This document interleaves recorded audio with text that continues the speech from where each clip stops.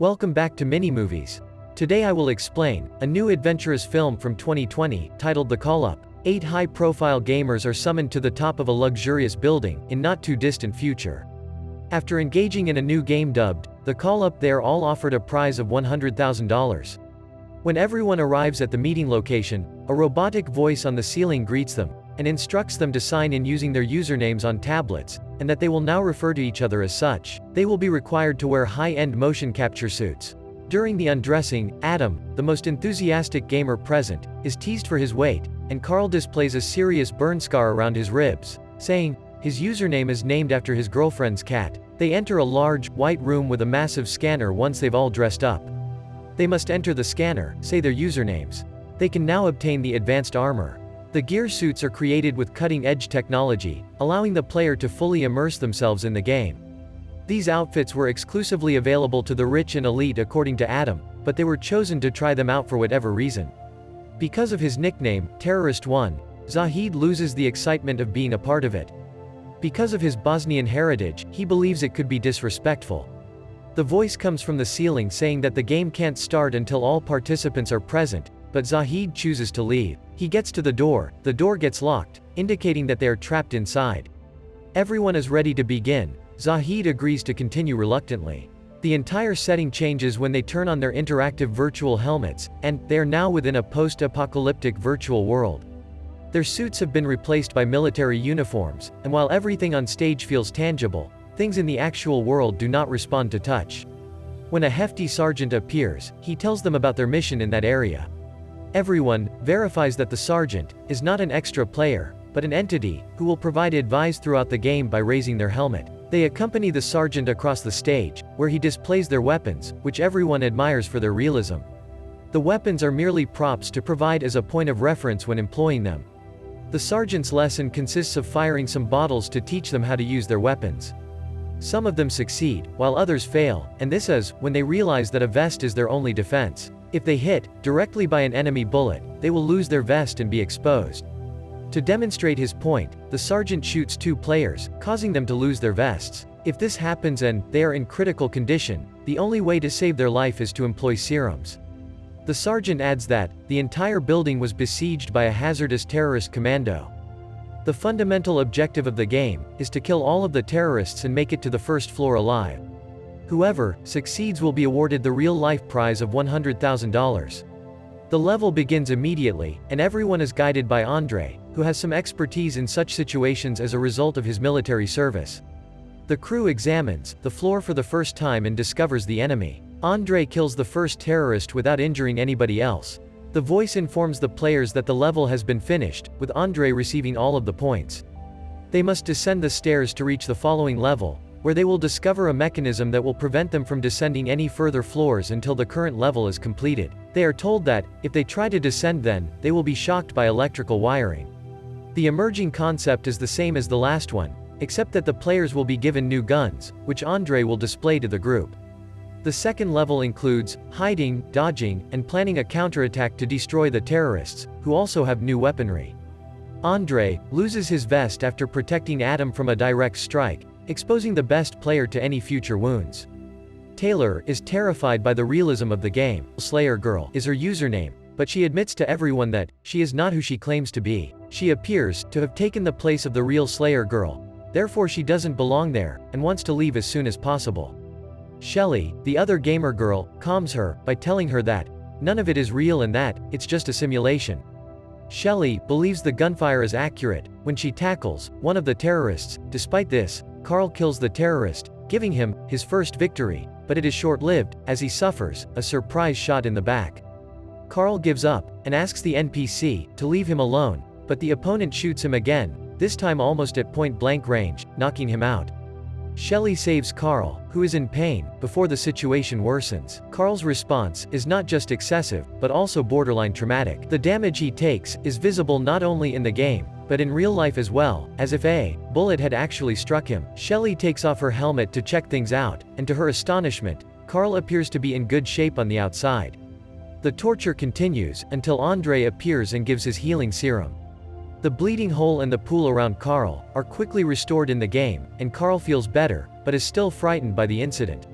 They all take a break and gather to discuss the possibility of everything becoming a reality TV program. Zahid panics and fails to remove his suit, which appears to be very tight and buried in his body. He believes this is a human test, for Andre's out of the blue weapons company.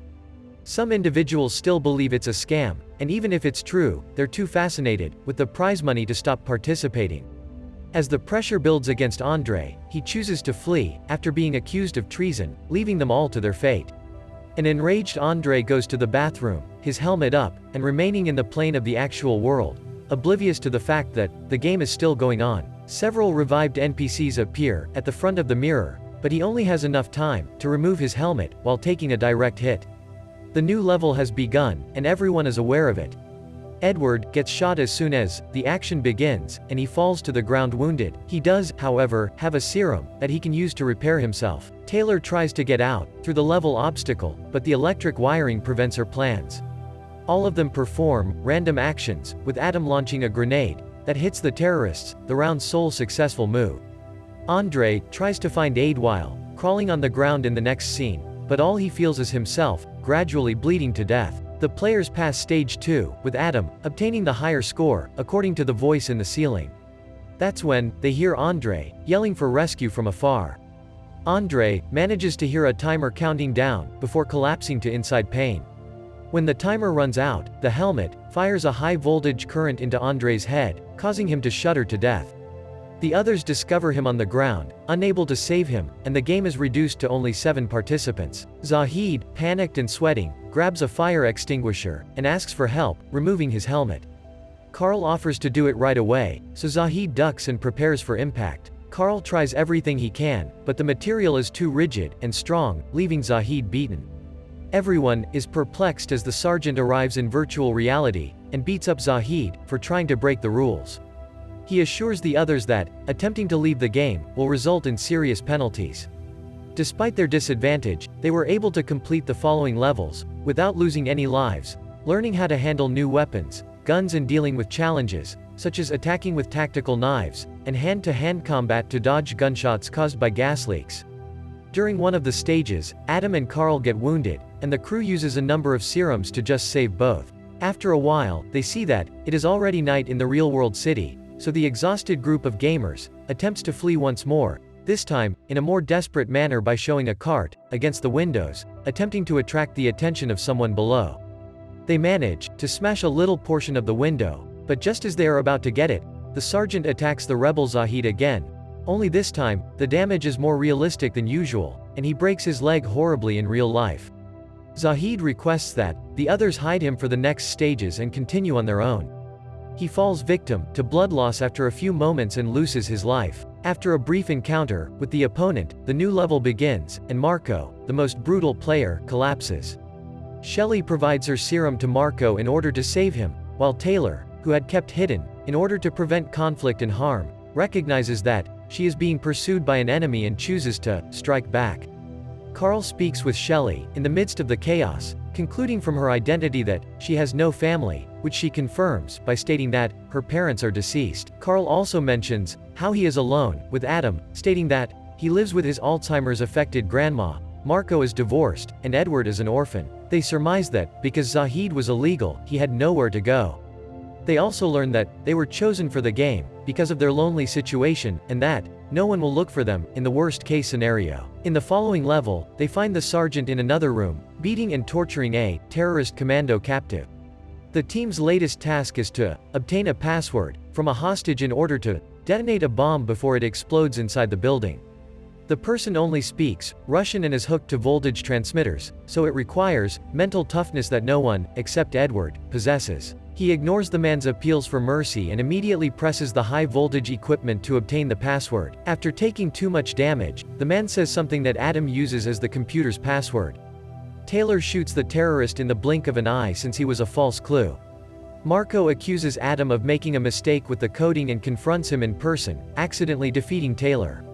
Edward points out that the sergeant is holding an elevator door on the opposite side of the room and advises them to enter to avoid the impending explosion. They try to push their way out of the elevator when it suddenly stops during its descent. Marco holds the door open, but he leaves Adam behind because he messed up the password level too soon. From now on, the two of them will take the elevator together and rise several levels at once, but with some friction. Simultaneously, the rest of the crew arrives at a location with more weapons and continues the level. The terrorists use a smoke bomb in the following test, which seems to bring up a sad memory for Carl. They conceal, and he tells Shelley that he lost his girlfriend in a fire while attempting to save her, which explains his scars. Meanwhile, Marco transforms Adam into a walking illusion, commanding him to march first if a terrorist comes, which happens to be the case. Marco pushes Adam to the point of collapsing, but nothing occurs because he is out of shots. The terrorist retaliates by shooting Adam with inside. After a few time, Adam passes away, keeping merely 5 people in the game. Taylor discovers a serum, but Marco intercepts her and demands it. When Taylor refuses, Marco lashes out angrily, remarking on how much she resembles his hated ex-wife. Marco shoots Taylor and takes the serum after a brief verbal exchange. When Marco runs into Carl, they wonder if they've seen the others. Carl discovers Taylor's corpse and realizes after some investigation that Marco is a traitor, so he leaves the virtual world to confront Marco, knocks him out and confusing him. Marco defeats Carl, before he has a chance, but just as he is about to deliver the last blow, the sergeant comes, sarcastically punishing Marco for breaching the rules by executing one of his comrades. The sergeant beats Marco so hard that he passes out from the exertion. For the last station, the remaining 3 players gather in the basement. When they felt they were close to completing the level by defusing the bomb, beneath the building, a terrorist emerges from a nearby van, shoots Carl, and causes him to fall while the others search for cover. Carl has 1 life serum left, but just as he was about to use it, Shelley was wounded as well, so he decided to sacrifice himself to save her. After that, Edward uses a bazooka to detonate the device by making the surviving opponent explode. Carl dies holding hands with Shelley, delighted to have saved her, despite the fact that his serum had run out. At the conclusion of the game, the sergeant appears in his formal attire and congratulated them on making it to the last stretch. Edward surprises Shelley by repeating the sergeant's words, demonstrating that he was a true traitor in the operation for unexplained reasons. The game ends, the virtual environment vanishes, and soldiers in black uniforms arrive to take Carl's lifeless body away. Shelley tries to defend herself, but she is quickly drugged and left on the bench. All information about the players is removed from the database, as if they never existed. Shelley has a talk with Edward after waking up in the parking lot. He confesses to her and that he didn't really think they'd finish at the end, but she rectifies him, telling him that they're dead and that it's worthless to attempt. Edward is convinced that, so at the least, he gave purpose to the existence of the fallen participants, and that no one would ever believe Shelley, although if she reports him to the cops.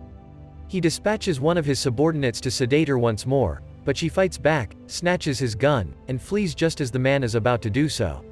Shelley uses all of the tactical ability she gathered during the game to shoot at the lights and hide in the parking lot. After a skirmish in the dark, Edward sends his minions after her, but she emerges triumphant. Shelley points her gun at a terrified Edward who pleads for his life. Shelley, victorious, watches the building escape and realizes it's already morning. Ray has been held captive, in the most unbreakable prisons of all, but every time he manages to find a loophole and escape from them. But this time, he ends up in jail, which is in the middle of the ocean, and more likely a torture chamber with no way out. Will he be able to make an escape plan and find his way out alive? Or will he fail this time? For full story, click on the video appearing on screen. We upload new movie daily, make sure to subscribe, so you don't miss any video. If you liked the movie, consider sharing it with your friends. Show that you care about them. Thank you for watching.